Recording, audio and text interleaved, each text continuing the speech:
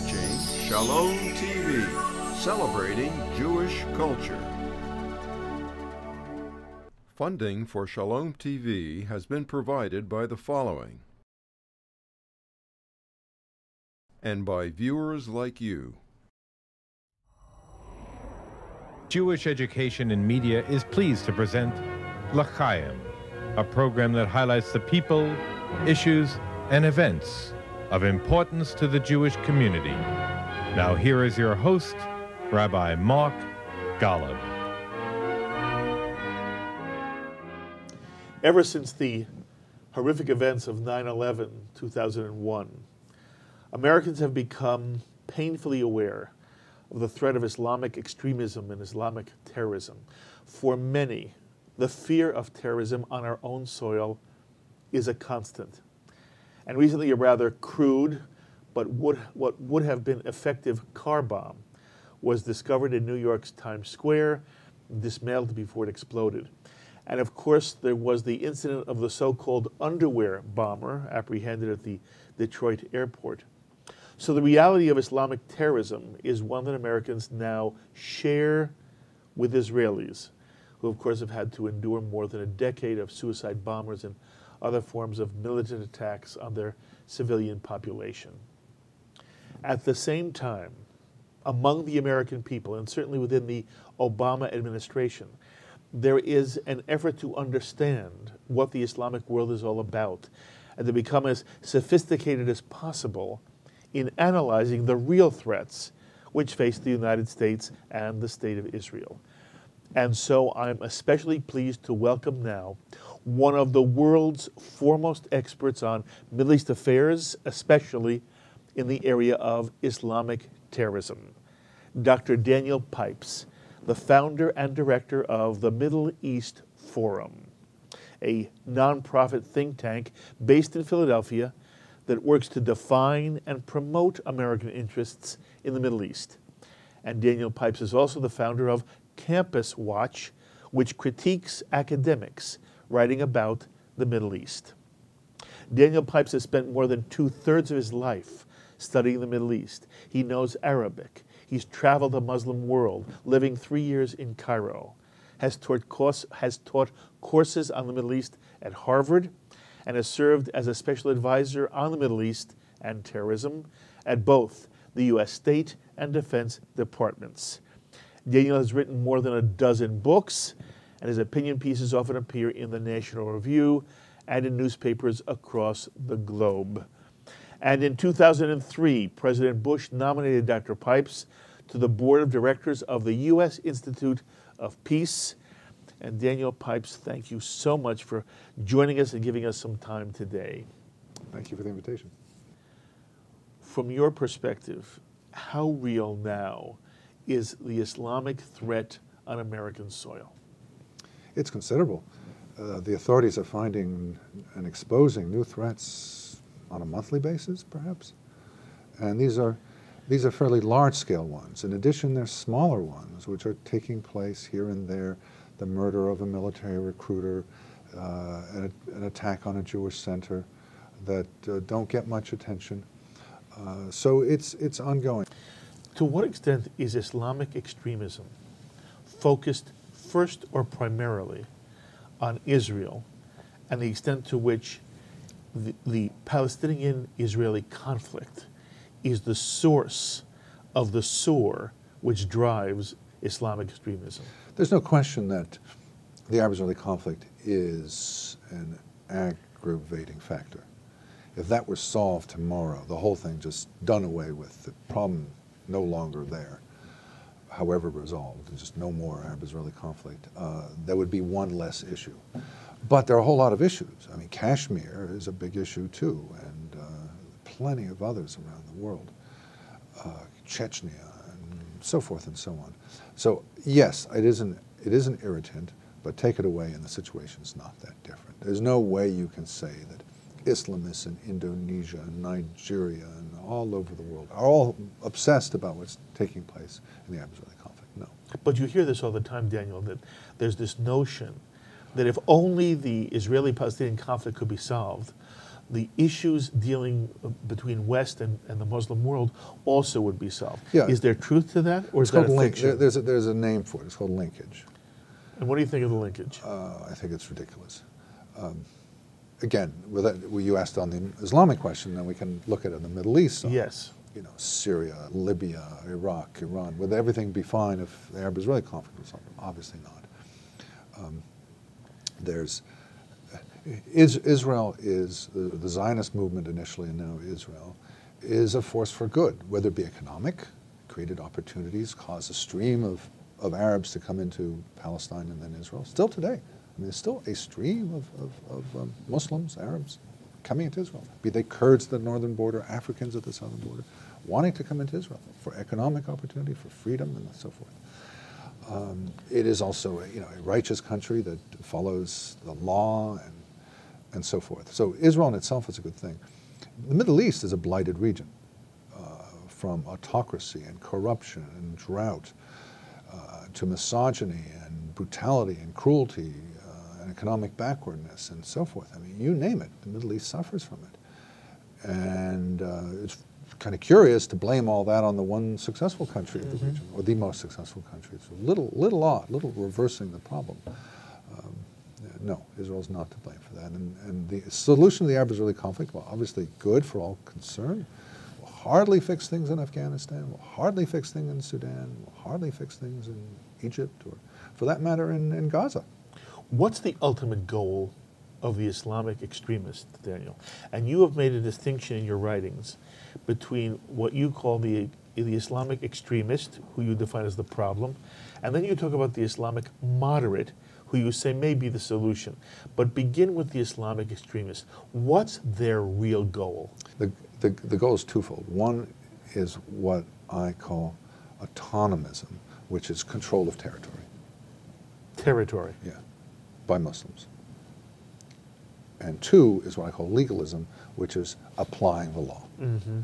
So, say the Arab effort against Israel is autonomism.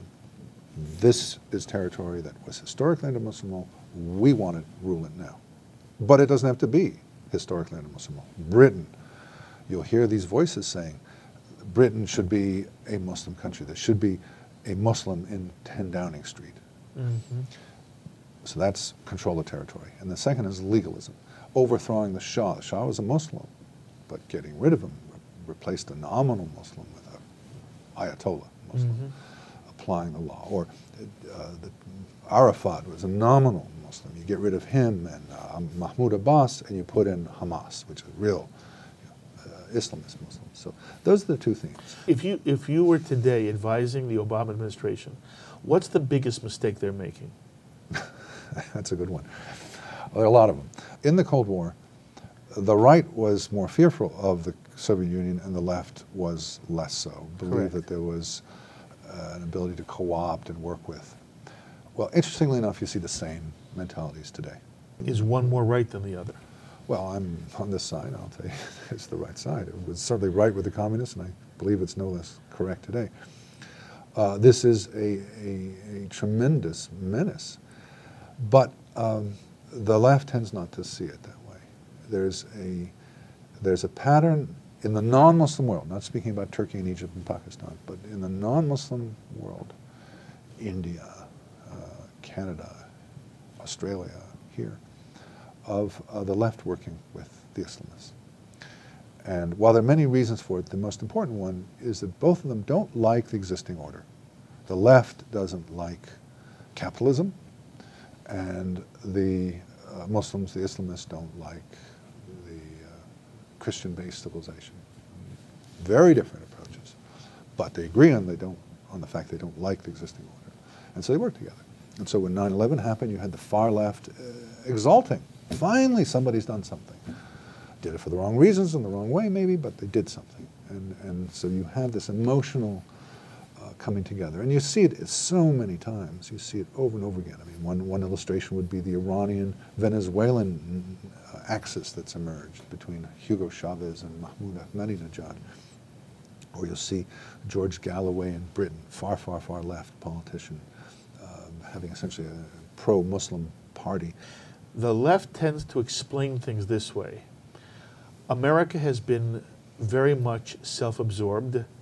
America has only cared about American interests, does not realize the extent to which it uses the world's natural resources in a disproportionate fashion, and has been in some way enslaving other parts of the world, either with intent or by policy that spills over. And as a result, the third world and underprivileged countries are simply the victims of an American, again, hubris. Right.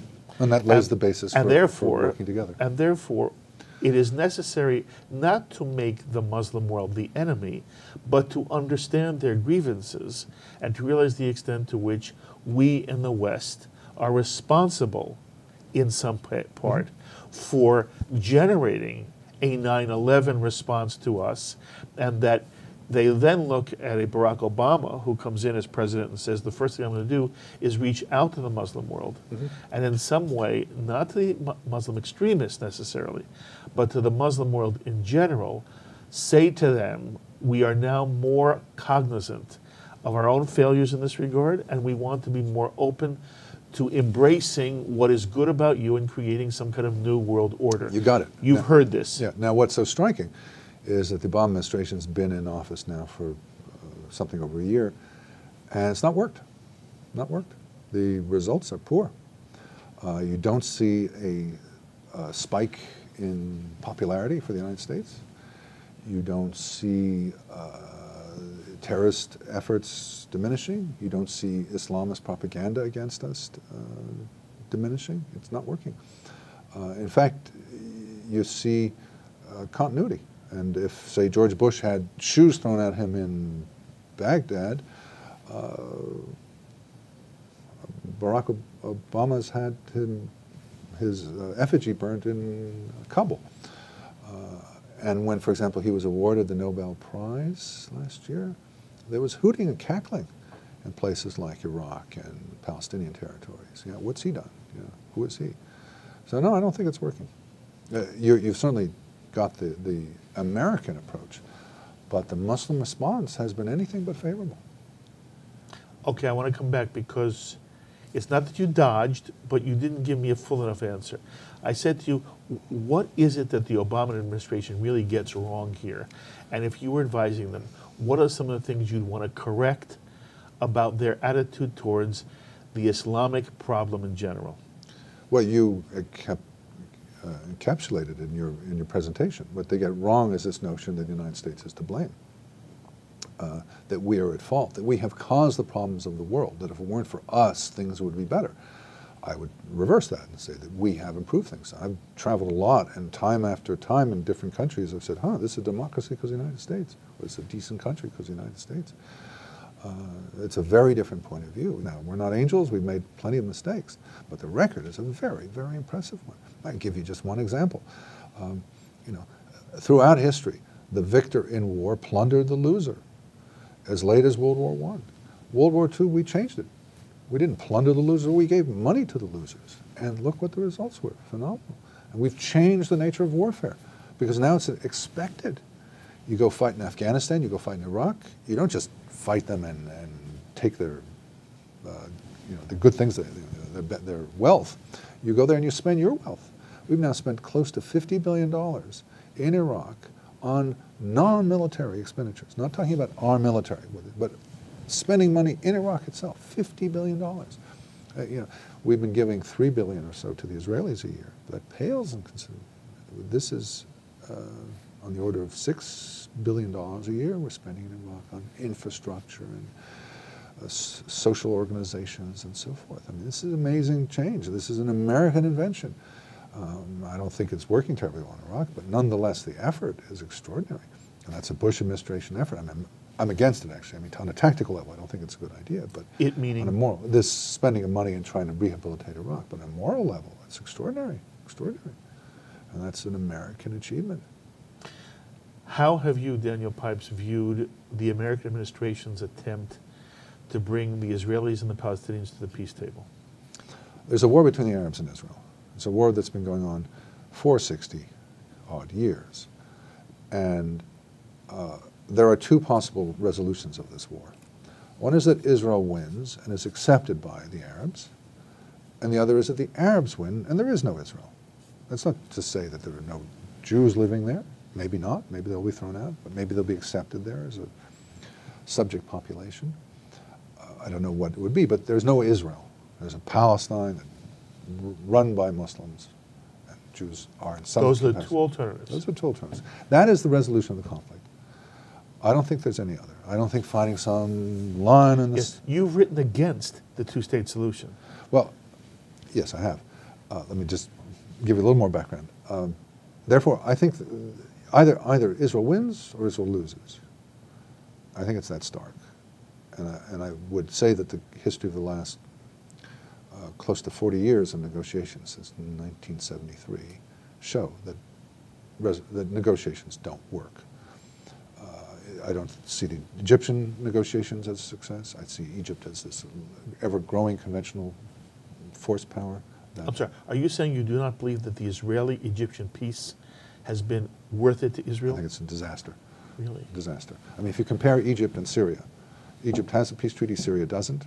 Neither of them have had a hot war since 1973, and yet the Egyptians, by virtue of having a peace treaty, have all the American arms they can dream of, and are building and building and building, spending huge amounts on a conventional military force. Against whom? Sudan, Libya. Are you worried about a future war between Egypt Absolutely. and Israel? Absolutely. Where the Syrians have floundered because they lost their Soviet patron and don't have an American patron and are very weak. And if you look at polling in Egypt, it's more antagonistic to Israel than I would imagine polling in Syria would be. We don't really have any. But it's incredibly antagonistic. Over 90% see Israel as an enemy. Only 2-3% believe it's a friend.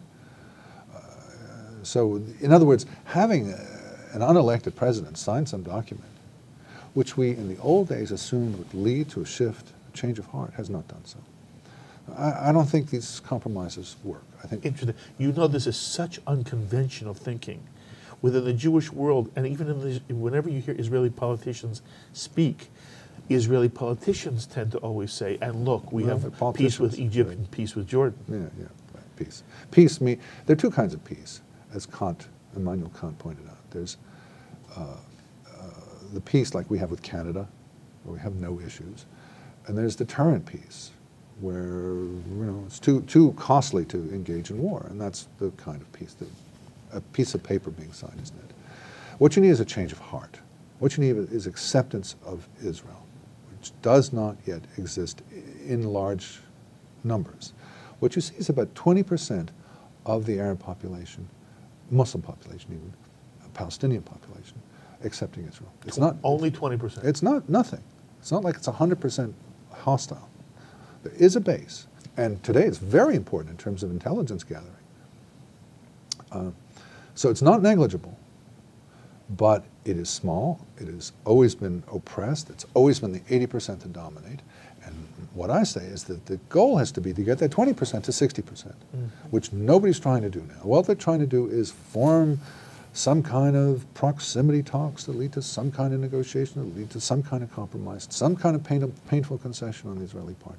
Hopeless. It has a long record of being hopeless. The only way this conflict's going to end is when the Palestinians give up, or, for that matter, the Israelis give up.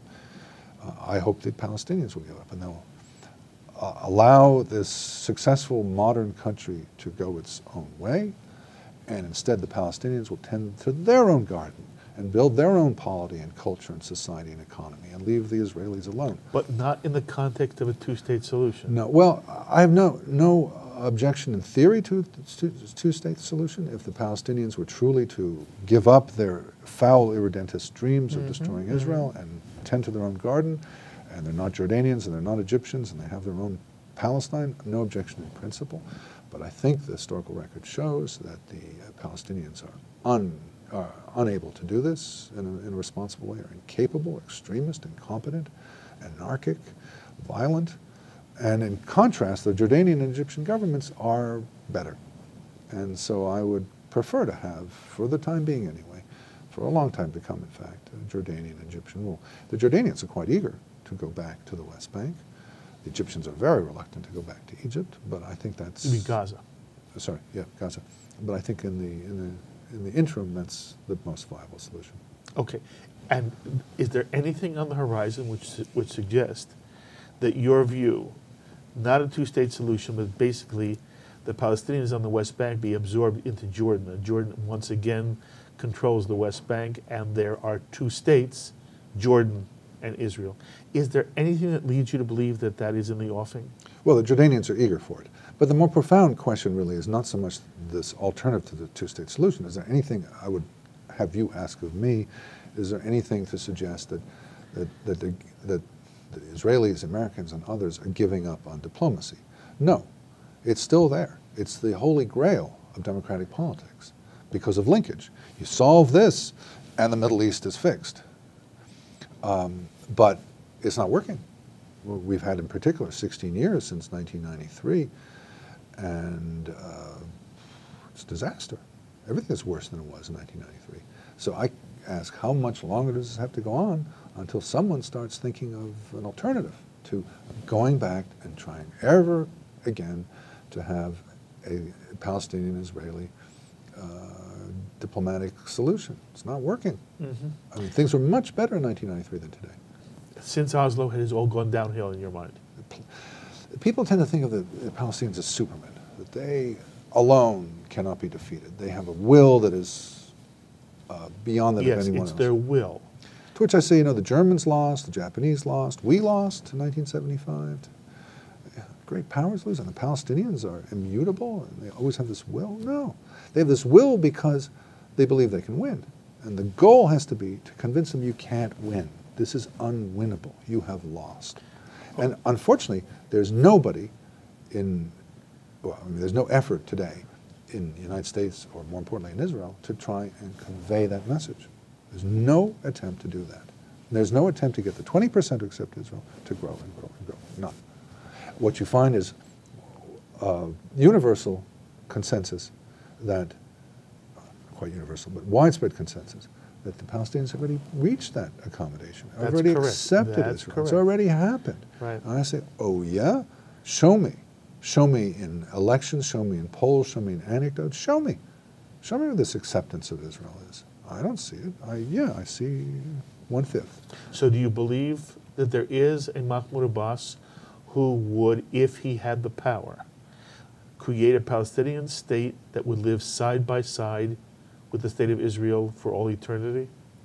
I believe there are a not tiny, not trivial percentage of Palestinians who are ready to live side by side with Israel. And is have Abbas always one been of them? since the 1920s. No, definitely not. Absolutely not. Why not? Well, he Because comes there are out of many- the structure. There are many people who argue both Abbas and Fayyad are two examples of Palestinian leaders whom, if they did not have to deal with Hamas and a little bit of Hezbollah, but basically Hamas, if they didn't have to deal with Hamas, they could make peace because their mentality has changed. And you say? I don't see any change in mentality. I see them saying one thing for the West and Israel and another thing to their own people. It's no different from Yasser Arafat. They are two-faced, and they will shake hands. I mean, the difference between Abbas and Hamas, between the PLO and Hamas, is one of tactics, whether you deal with Israel or not, is one of ideology, whether you're Islamist or not, is one of international orientation, whether you work with the Iranians or not, one of personnel, lots of differences. But what they don't differ on is what the goal is, and the goal is the elimination of Israel. So I call them the good terrorists and the bad terrorists. And I don't really care for the good terrorists any more than I care for the bad terrorists. I think they're a wash.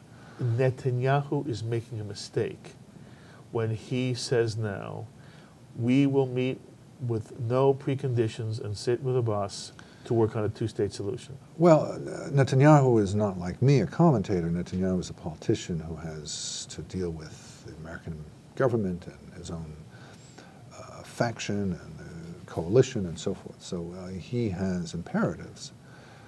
So I'm not so much criticizing him as saying, I wish the U.S. government, which I have a voice in, stop this perpetual pressure for Israel to make concessions. And instead say, hey, Israel, win your war. You're our ally. These people are enemies. Defeat them. Why doesn't the U.S. say that? Because there is a hope to solve through diplomacy the Arab-Israeli conflict that will be neat and clean and no use of force and everybody's happy. I mean, I completely agree. Okay, it's a so more desirable outcome. It is I driven, wish that it's driven by idealism. I wish that negotiations would lead to resolution. Given a choice between that and winning a war, I'd say, yeah, nicer to negotiate than to win a war. But I have come to the conclusion, and I used to believe in this, when Sadat signed with Begin, I was You were euphoric. Yeah, absolutely. Yeah, I mean, I thought the conflict was more or less ending. Mm-hmm. Well, I learned my lesson. I was not euphoric when Arafat signed with Rabin. I was very skeptical, and I'm more and more skeptical. Yeah, these pieces of paper mean nothing to me now. I dismiss them out of hand. So I've learned over 30-some years to the realities of it. It's not pieces of paper. It's not statements for the international press. It's what's in people's hearts, Arab, Muslim, Palestinian hearts. And that's the goal, is to change that. And that's the goal is to say, look, you can't win. The goal is an Israeli victory. I just published a piece recently called My Peace Plan, an Israeli victory. That's what leads to peace. And you would like to see the United States back Israel. Back Israel in that regard. Daniel, who is, in your understanding, the circle around President Obama who gives him his Middle East information? Well, first, the Obama administration is very closed. It's hard to get information. But what appears to be the case is that there are two factions. There's one faction which I'll call the conventional Democratic faction, like Bill Clinton, and indeed has lots of holdovers from the Clinton era, like Dennis Ross and George Mitchell and Hillary Clinton, who argue for good relations with Israel in order to get Israel to make concessions. In order for them to make concessions. Exactly. And then you've got what might be called the netroots, which want to fight with Israel. Who are they? They tend to be less prominent. But you gave me names on one side. Can you give me names others, on the other? The others are more difficult to identify. But a deputy of George Mitchell's by the name of Myra Rudman. It appears that Emmanuel is in this Why category. would Rahm Emanuel, who has Israeli roots? Because there are a lot of Israelis who think the same way. You remember the famous statement by the Haaretz editor speaking to Condoleezza Rice? He said, "Rape us?" Yes. Okay, so it's not that unusual in Israel. So you have these two factions. One saying, work with Israel in order to get Israeli concessions. One saying, fight with Israel in order to get Israeli concessions. And I think the Ross camp is correct. But at times, the netroot camp wins. And what are you calling this? The netroot? Netroot. Yeah, you know, far left. The N-E-T-R-O-O-T. Netroot, okay. Yeah. Central left and far left. It's not exactly... I would also say James Jones is in this second category, okay. Though he's not far left. Those who want to fight with Israel and those who don't. The key point I'm trying to make is that there are two different interpretations. Now, I tend to think that I prefer the Ross approach. I prefer the be friendly to Israel approach, but I don't like the consequences of it, which is that the Israelis make really stupid moves. And when the fighting with Israel faction dominates, the Israelis clench and close and say no. And so in some ways, I mean, you can say there's a silver lining to this, or in some ways there are benefits to this fighting with Israel approach, because the Israelis don't make the same, from my point of view, the same mistakes. So it's very complex relationship. I think the ultimate challenge to Israel is not Iran, although it's a huge one, and not the Palestinians, external Palestinians like Gaza and West Bank Palestinians. The ultimate challenge to Israel are the domestic Palestinians, who constitute some 20% Muslims for the most part. Are we talking about Arab Israelis? Yeah. Who began their career in Israel very quiet, increasingly assertive, and disloyal, and don't like the existence of a Jewish state. And when you ask there, what does Israel do? I'm a bit stumped. I mean, I can come up with some ideas. But in contrast, I have a very clear notion of how Israel defeats its external Palestinian enemy. But I don't know what Israel does with this internal enemy, which cannot be defeated in their citizens. How does it make them loyal? Does it change boundary lines? I mean, there's nothing sacrosanct about the 1949 armistice lines. They can be changed. You can have Ma'ale Adunim within Israel. You can have al-Fam in some kind of Palestinian entity. I don't know, but that I think is the really challenging long-term problem for Israel, more so than Gaza and the West Bank. Daniel Pipes, I could sit with you forever. I appreciate so much the sophisticated analysis you bring to this, which we normally don't get to hear. And I've told you this off camera as well. You are a very special person, and that you've allowed me to talk to you over the years has been very, very kind, and I appreciate it. I hope you'll allow me to put a semicolon here and not a period, and that we will continue this in the future. Daniel Pipes, thank you. Thank you.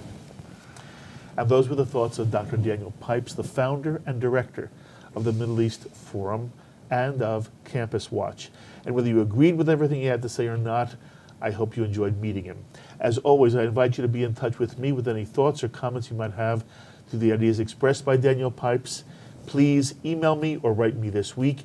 And if you'd like to be in touch with Dr. Pipes yourself, you can do so by emailing me, and I will pass your emails on to him. And so until the next time, I'm Mark Golub. Be well, my friends.